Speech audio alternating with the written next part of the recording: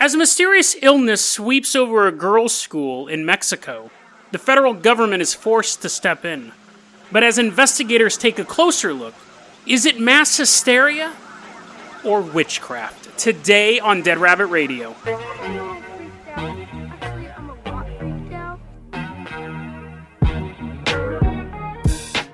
Hey everyone, welcome back to another episode of Dead Rabbit Radio. I'm your host, Jason Carpenter. I'm having a great day. I hope you guys are having a great day too. We got a lot of stuff to cover. We actually only doing one story this episode, which is pretty rare. But what we're taking a look at, you gotta have time for it to breathe. So let's go ahead and get started here. First off, I want to give a shout out to our newest Patreon supporter, Hunter McCarthy. Hunter, I really appreciate the support. It means a lot.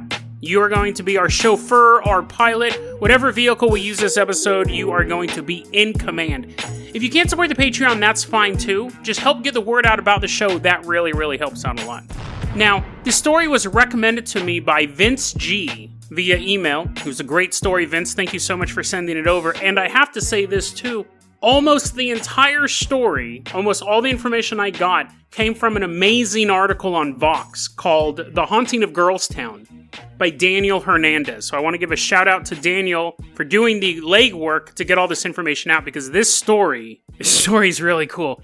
Hunter, let's go ahead and fire up that Carpenter copter. We're leaving behind sunny, flowerful, that's not a word, sunny, a bunch of flowers in Oregon. We're leaving. You know, everything's blooming, it's super hot, and we're going to Mexico, which is known for its moderate temperature and never being hot at all. We're also going back in time. We're going back to October 2006. So Hunter, hit that time travel button right there.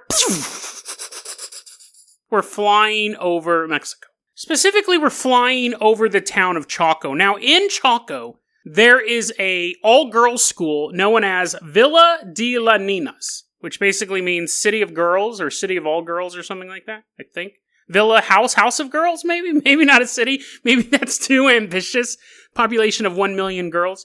There was a dude back in the 50s, 60s. He traveled all over the world, and he was setting up girls' towns and boys' towns. He sets them up in the Philippines. There's like 15 locations worldwide. And one of the last schools he was able to open, his health was failing, but one of the last schools he was able to open was this school in Mexico. This one was set up in 1990, and like I said, he was getting sick. He's like, I can't finish this, dude. He's like putting the bricks down himself. They're like, sir, you just have to like lead the design team. He's like, no, must establish it myself, driving the backhoe.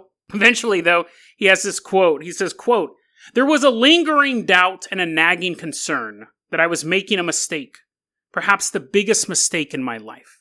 And he called the Villa de las Niñas his unfinished symphony.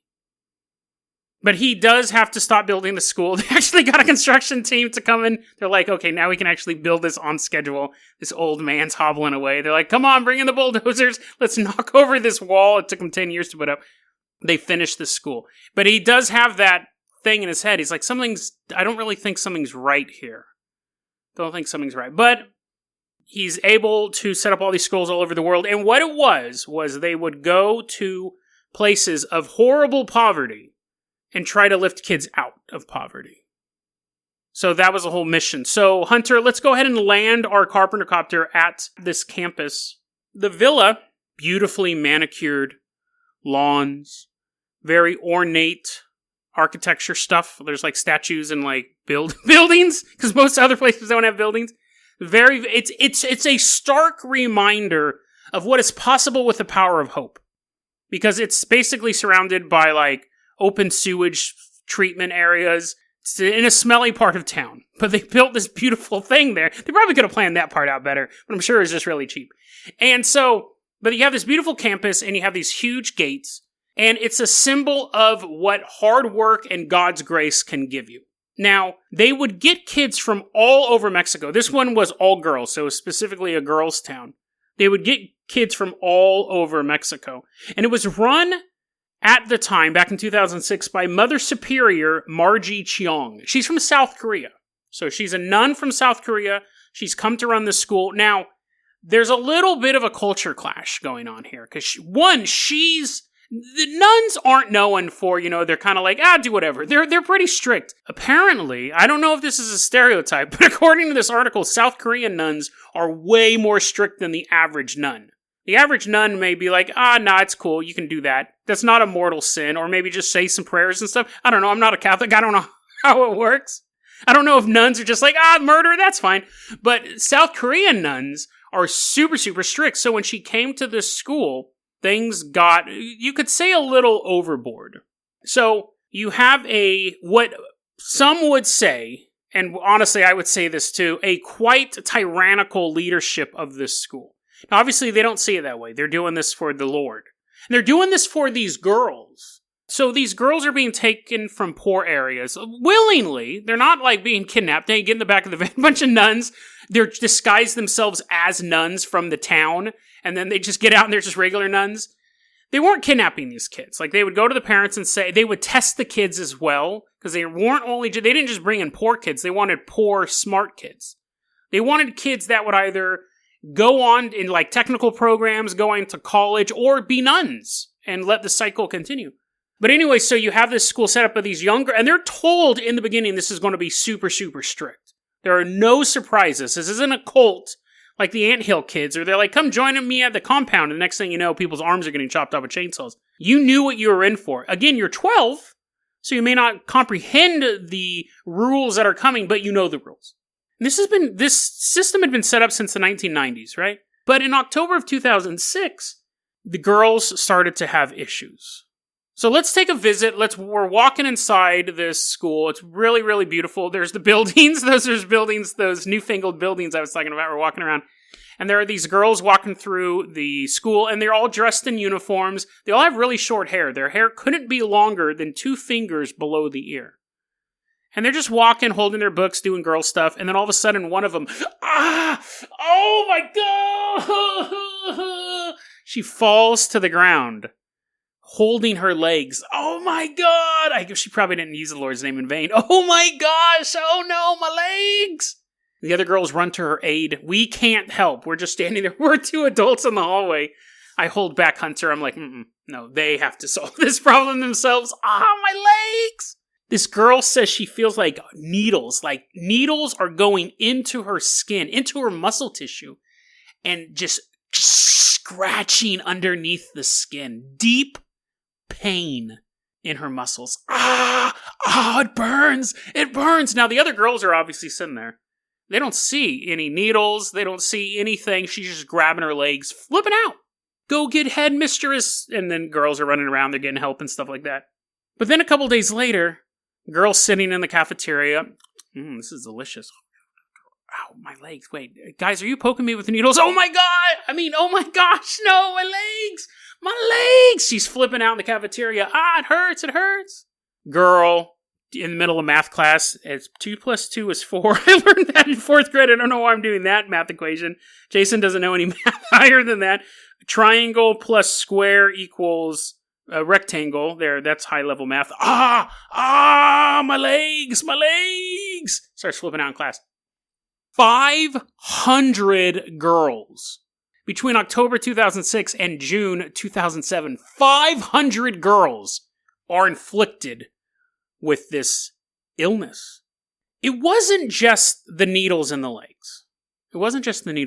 These kids are also experiencing nausea, fever, temporary paralysis. They couldn't move. And then the nightmares. If it was 5 kids, you could probably cover it up. But 500 kids, it starts to become a national story. Remember, these kids are from poor families. This is their one shot. This is their chance to make it. And you have parents traveling 100 miles to pick their kid up. I want her out of the school. Because we don't know what's going on here. The federal government gets involved. They send people out to test the air. There's no problem. They send people out to test the water. There's no problem. Okay, let me back up. First, they sent out doctors to see what was going on, medical doctors, and they couldn't come up with any reason why. They didn't just start testing the air as all these kids are freaking out. They sent out doctors. The doctors are like, there's no physical reason they should be having this. The fever is obviously a physical thing. Nausea is something you can never really diagnose. We can diagnose a fever. We have a tool for that. But nausea, I think is the actual way you pronounce it. Someone can say they're nauseous. We'll never know. Medical doctors come out. Environmental dudes come out, testing the air, testing the water. 500 kids, 1 teacher, and a couple of the nuns house mothers, or I think is what the term was there, came down with this. Needles in the leg, nausea, fevers, temporary paralysis. One girl said her fear was that she would never be able to walk again. So when I say temporary paralysis, I don't mean 5 minutes. Days you couldn't walk. The pain was so intense. Federal government sends in a psychiatrist, Dr. Nashila Lo-Navala. And she comes into the girls' school, and she is a little... I don't want to put emotions in her brain, but she seems kind of excited. Because here's the thing. Mass hysterias are rare. They're pretty rare. We've covered them before on this show. The dancing plague, the laughing epidemic, and both of those are actually mentioned in Daniel Hernandez's article. And I would honestly recommend, after listening to this episode, reading the article. It is a very, very well-written piece of journalism, investigative journalism. But anyways, Dr. Lo-Navala is like, this is a super contemporary case of mass hysteria. People think that these things don't exist. They've kind of disappeared into the medical journals. This is 2006.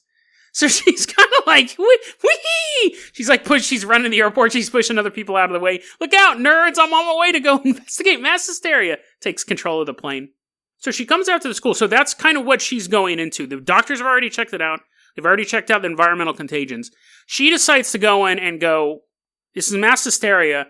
The way you deal with mass hysteria is to calm people down, to figure out what's really the emotional thing going on. Here's this great quote from this article. Quote, hysteria, Lo-Navala explains, is an audio-visual contagion. You have to see and hear someone exhibiting symptoms in order to find yourself replicating those symptoms. See it enough, and it becomes you. This is hysteria's essential and most terrifying threat. Anyone is susceptible.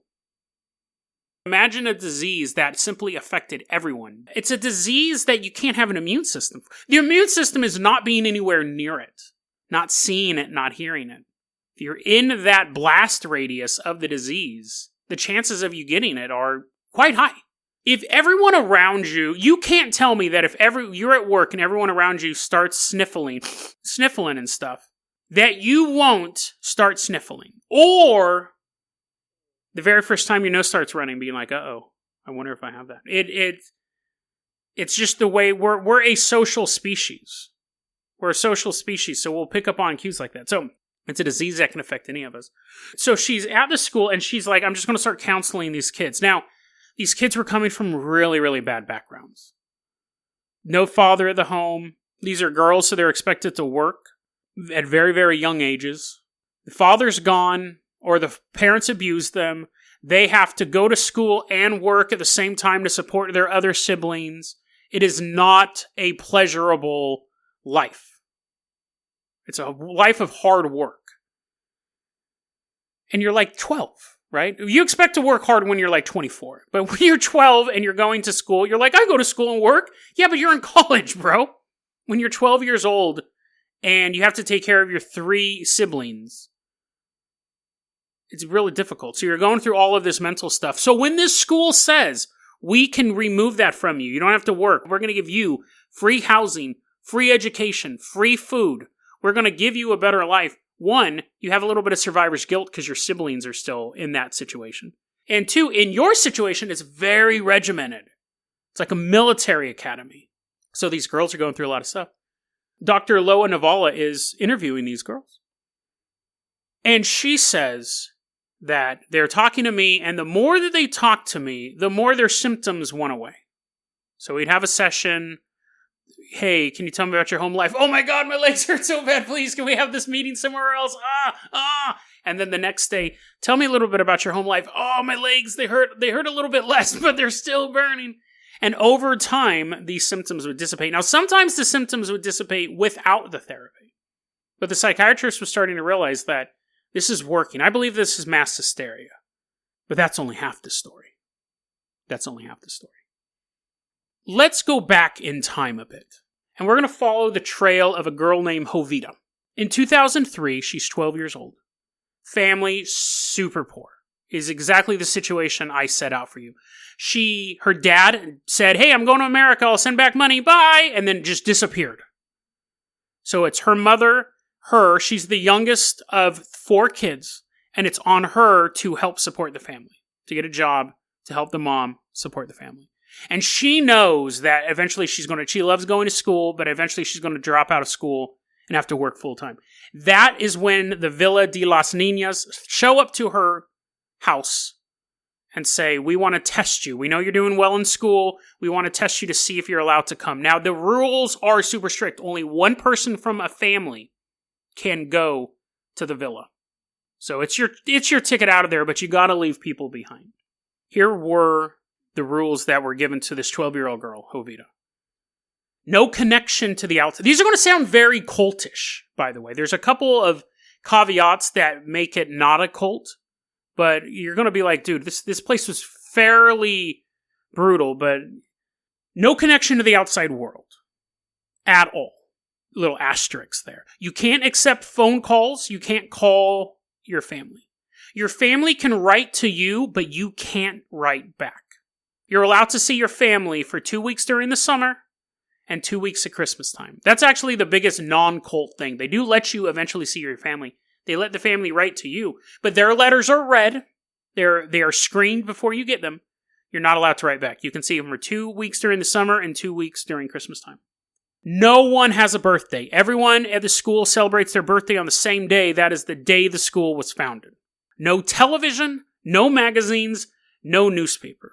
Your hair has to be cut short. It can't be longer than 2 fingers below the ear.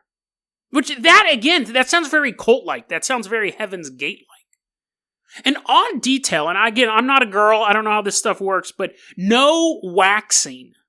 No waxing. Can't wax your hair. And that was the thing that when the kids were brought to the school, they checked them for that.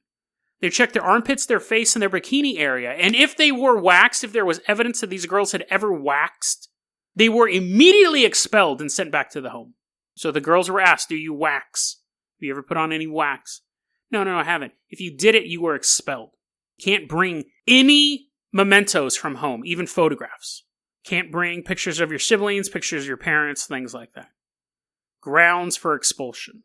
Once you're out of school, if you start to become close to one of the house mothers or to one of the adults on your dorm, you are reassigned and the adult is reassigned to a different dorm. If you become friends with another person, they are reassigned to a different dorm. You are not going to be hanging out with your buddies here. You're going to here to learn. Now, you go, that's super dumb. I'm not doing any of that stuff.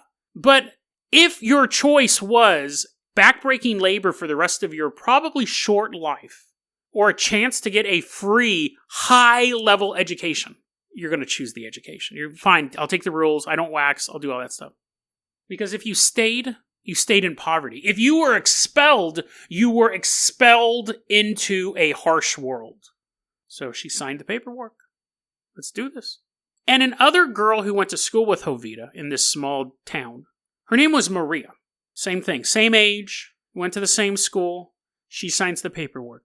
Now, Maria was a natural-born leader. Striking features. Attractive little girl. And Jovita knew a little bit about Maria. One, she knew that she looked like a leader. Secondly, there were rumors that Maria's mother was a witch who worshipped Saint Death. But just rumors. And the bus leaves behind this small city, and Hunter, fire up that Jason Jalopy. We're going to follow them in our car. We're going to follow along this path. Now, when they get to the school, the first thing all the girls realize is just how beautiful it is, how out of place it seems from where they came from. And the rules are immediately being enforced. They're being checked for photographs. Some of the girls hid photographs of their family in their undergarments. Photographs are taken. The girls aren't immediately expelled.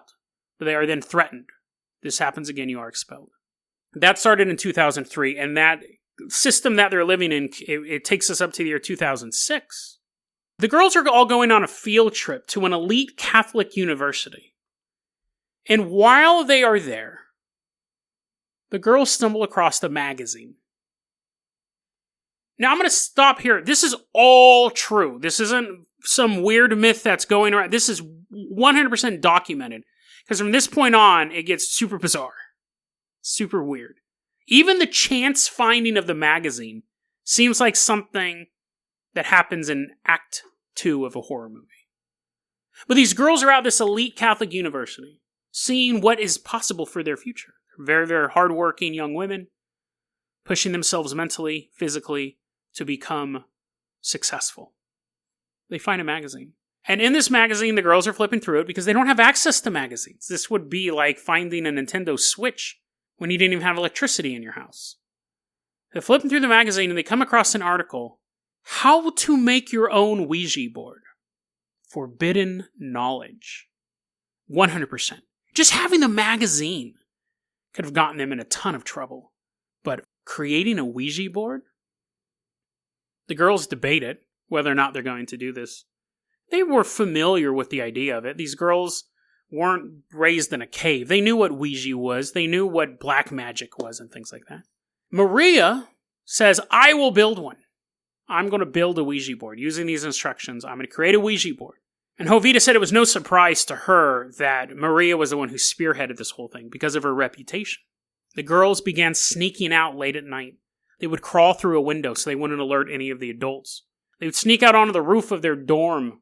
They would call upon the spirits, call upon the darkness, call upon the dead, and communicate with them with this Ouija board.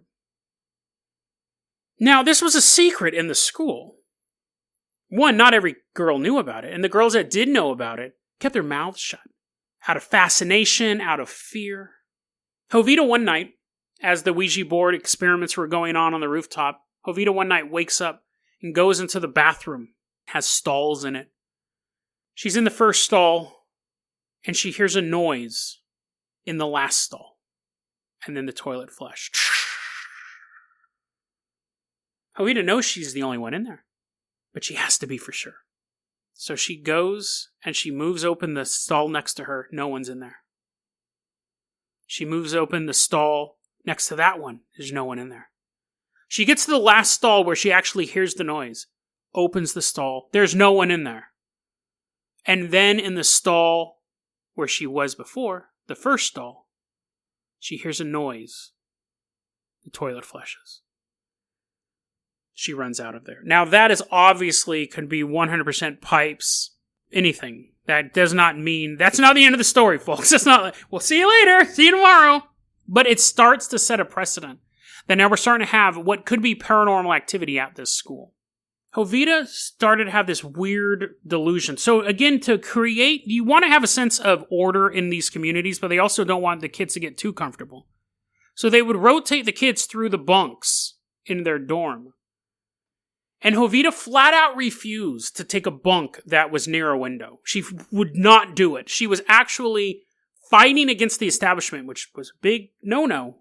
And the nuns would go, why don't you want to be by a window? And she would come to them with a low voice and say, because I know out in that field, there's a girl, a dead girl, dressed in all white. She just runs through the field. And I just lay there and I'm so afraid if I roll over, if I look, I'll see her out there. I don't even want to have the chance that I see her and that she sees me. These rules were set up. They have to follow these things, and you have a girl actively saying, I'm not going to follow this rule.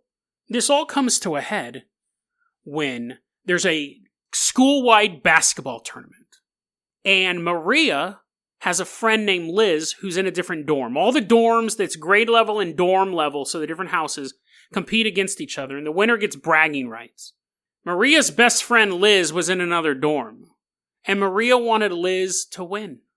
So she called upon the powers of the Ouija board for Liz's team to win. And Liz's team dominated and took the championship. Now, the girls who knew that this black magic had been going on had been keeping their mouth shut. But this is what broke the camel's back, because she cheated. Not only did she cheat, she cheated against her own dorm. Maria's dorm should have won. She used her power to make her friend's dorm win. So now you had girl, that was too much. Calling upon the dead and the demons floating around and the girl running around in the yard and toilets flushing, that's all fine. But cheating, don't do that. So they begin complaining to the house mothers. The house mothers go to Mother Superior and say, there's a Ouija board on campus, we've been alerted, black magic has been used, all this stuff. And The Mother Superior goes, what's a Ouija board? In South Korea, they don't exist. It's not a thing.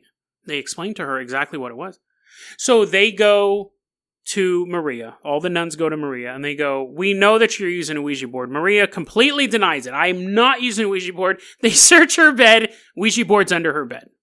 Maria goes, okay, I use a Ouija board. I might have used it to rig a basketball game, but I'm sorry. Sorry for that. I shouldn't have done that. But I wasn't the only one either. Like, we've been doing it for months, and all these other girls, that girl and that girl and that girl, we'd go up to the rooftop, and we'd do this stuff. This has been going on for months. And the Mother Superior looks at Maria and says, you're expelled. Now, Maria is just apocalyptically mad at what's going on now, because it's not fair. She wasn't the only one. Sure, she made the board, and sure, she may have led the ceremonies, but she's not the only one who used it. Girls have been using it for months, expelled. But you don't understand. It wasn't just me, expelled. I can't go back out there. This school is everything to me. I've been here for 3 years now. You don't know what it's like out there. Expelled. You're going to stay in an isolated room until someone can pick you up, or if we have to, we will drive you home. You are no longer a student at Villa de las Niñas. In a moment, all of the hopes and all of the dreams that Maria had vanished. And not only that, she saw it as unfair. A couple days later, there is a terrible screaming coming from the room that Maria was staying in. Girls obviously come out of the rooms. House mothers come out of their rooms. And there is Maria, bleeding, blood shooting out of her hand. Tip of her finger is gone. And it's spraying all over the walls.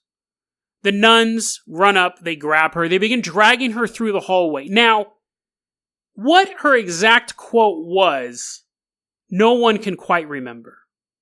There was multiple people in the hallway, and they all heard something different. But the gist of it was this. Every one of you in my generation who accused me or thought badly about me will fall sick. You will be sick in your legs. You will not be able to walk. You will be cursed. The girls of the school never saw Maria again. She is expelled. The official story was the wind slammed the door shut and must have chopped her finger off. But there are whispers that she had done it on purpose. That this was a blood ritual. She was casting a spell. It wasn't just the piercing sensations in the legs, which started shortly after this. It wasn't just the piercing sensation in the legs, the nausea, the fever. It wasn't even just the nightmares, but the girls complained about visions.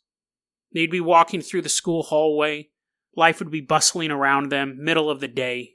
No one else can see them. But every so often you'd look up and you'd see a dead girl hanging from the ceiling. Eyes staring lifelessly at them. Sometimes you'd wake up late at night and you'd hear the sound of a baby crying. And you'd be lucky if that's all that happened. Some children woke up and they saw bloody babies floating through the school. The girl in white who Jovita had worried about, there was a legend that she was the ghost of a young girl who died of a bleeding mouth disease. And other girls began to say they would see her running through the field. Some said they would see her walking through the school. While others said sometimes when they were walking up the stairs, they'd look up and they'd see her staring down at them, blood pouring from her mouth. Shadowy figures would haunt them, things out of the corner of their eyes. These weren't just physical sensations. These girls were seeing phantoms. Before the federal government got involved, Mother Superior brought in a priest to exorcise the place. It didn't work. More of these girls are getting sick. More of these girls are claiming of seeing these phantoms. Mother Superior then ordered the school, find Maria. She's a witch. She cursed the school. We need the witch to uncurse the school. They never found her again. They went back to the hometown that she came from, and it turns out she moved to Veracruz, and nobody knows where she's at. Even when this article was being written, they have no idea where Maria went.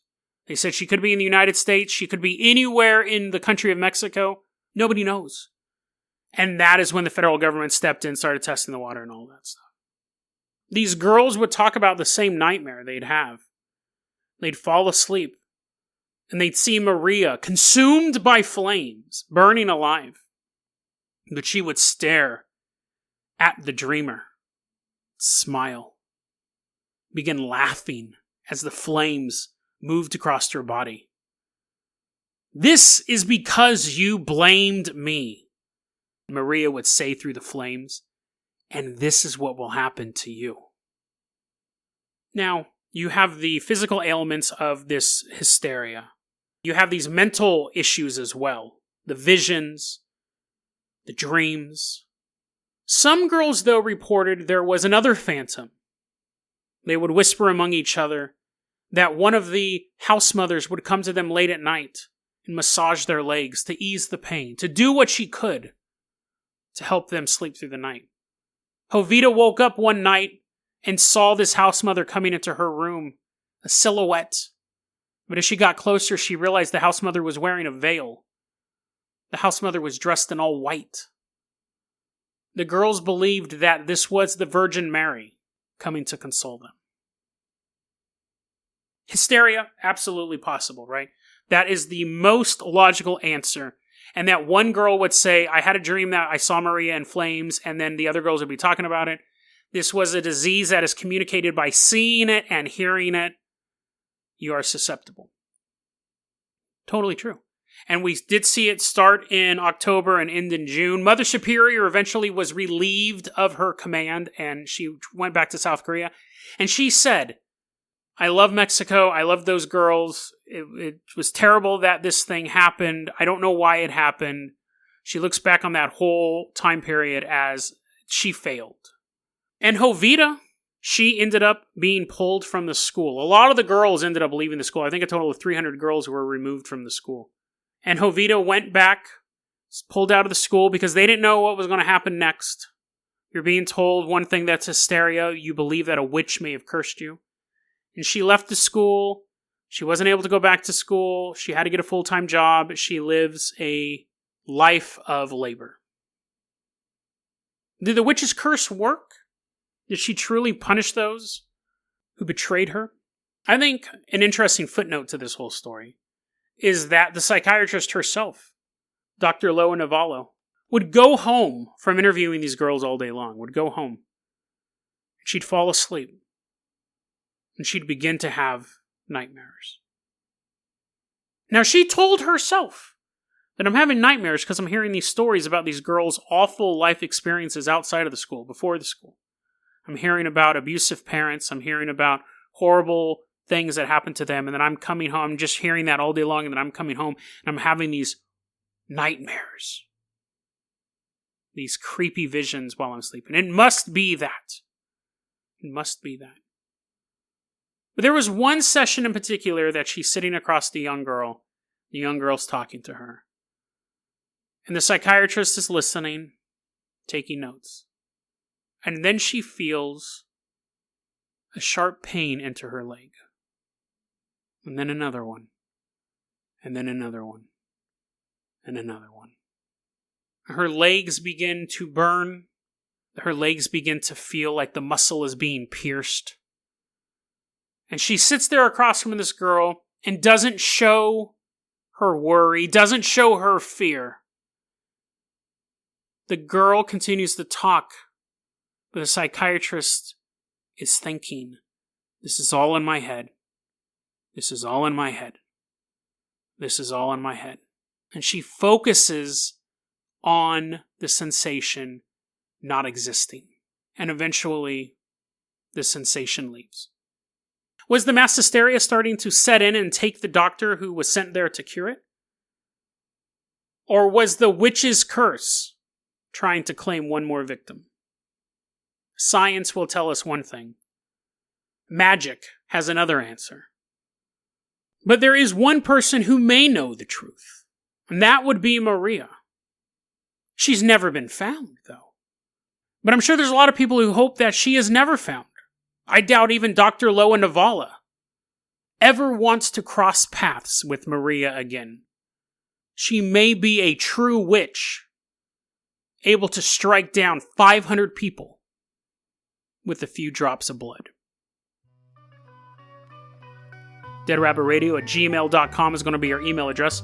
You can also hit us up at facebook.com/deadrabbitradio. Twitter is @deadrabbitradio. Dead Rabbit Radio is the daily paranormal, conspiracy, and true crime podcast. You don't have to listen to it every day, but I'm glad you listened to it today. Have a great one, guys.